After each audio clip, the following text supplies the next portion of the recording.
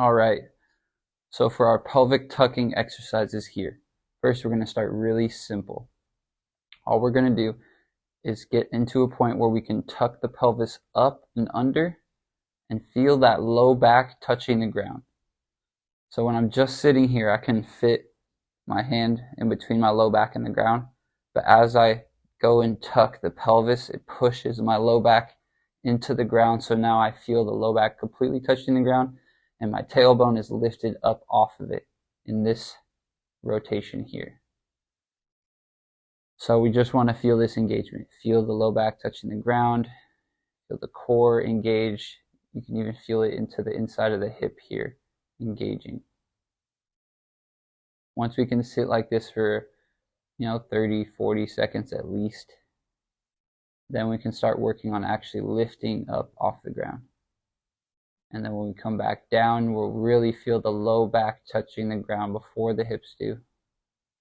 Still keeping this engaged, we can start getting some reps coming up and back down, keeping the pelvis tucked. If you need to take a break, that's okay. Take a break, relax. But once you go to do the work again, tuck the pelvis, low back is now touching the ground, then we're going to start coming up. You can just get reps here. Doesn't have to be full extension at all. Just enough where you're engaging, tucking the pelvis, and lifting up and back down. Nice and easy. If you feel like you're pulling your legs together in order to lift them off the ground, I want you to use an exercise band. This is very helpful, not only for resistance, which can help you get stronger, but so that you are actually engaging the legs apart. Just like when we work on stabilizing the arches, we want to push these legs apart to help stabilize the hips. So again, we can start with pushing the legs apart, stabilizing the hips. Then we want to tuck the pelvis. Now my low back is touching the ground. And then we can lift up, keeping the pelvis tucked. Getting those nice controlled reps.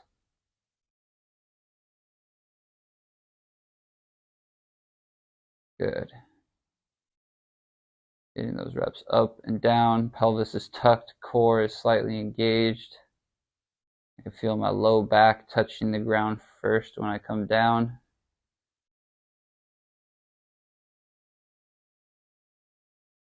Good. Maybe it takes some reps. Maybe you can't feel your low back touching the ground first yet. That's okay. Just keep working on it. Keep pushing the legs out into the band, tucking the pelvis using the core and the front of the hips here. I can feel my glutes turned on. And that's something I can really tell if I'm pushing my legs apart versus pulling them together, is when my glutes are engaged and the lateral muscles of the leg. So I would do about 10 reps here and then maybe relax, everything calm down again. And then when we're going to go back into it to do another set, again pushing the legs into the band, and you can use a lighter band to start and work your way up, or you can always just stay with a lighter band. Pushing the legs out into the band, tucking the pelvis, pushing the low back into the ground, just like that, from here to here. Now it's fully engaged. Now I'm going to lift up and back down. Up and back down. Very controlled, subtle movements are going to help a lot. Good. So you can do 3 sets of 10 reps. We're going to move into a kneeling position. So one knee on the ground, one leg up. Same idea, we're just working on tucking the pelvis here from neutral or extended, if that's where you are, if that's where your neutral is.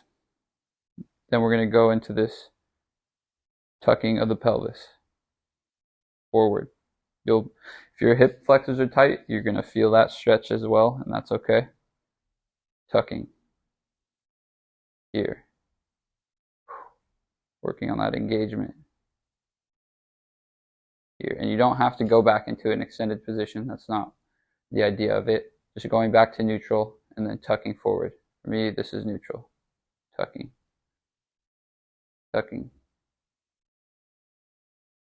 Engaging the core. I actually have not too much glute engagement, but a little bit of glute engagement to thrust that hip through. That's okay. Engaging here. This is really working this right side, the side closer to you. I can go ahead and do maybe 6, 8 reps here, and then switch to the other side. Definitely switch to the other side. Same thing, tucking the pelvis. This is also forcing the lengthening of the front, which is important. Tucking. Same thing here. We could do 6, 8 reps in 3 different sets. You can get a little break in between.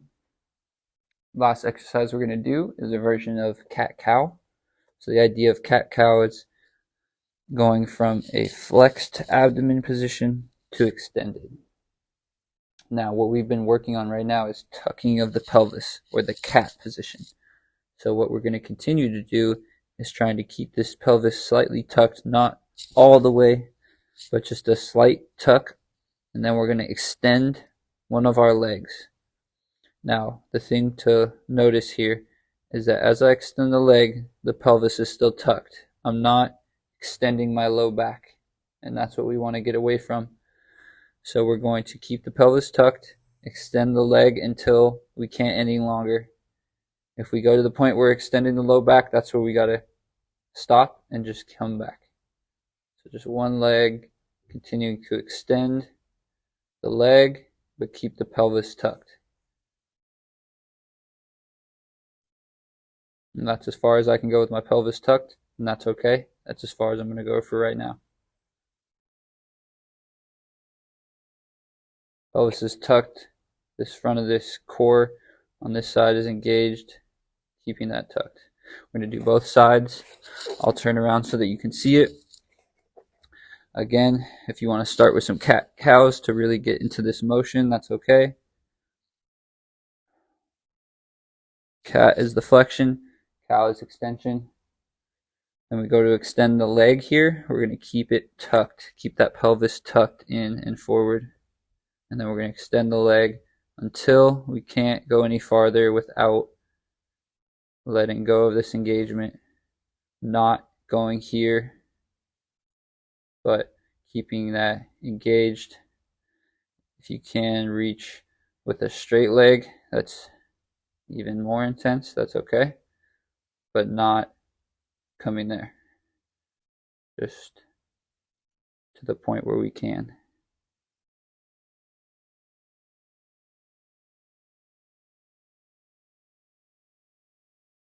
Good.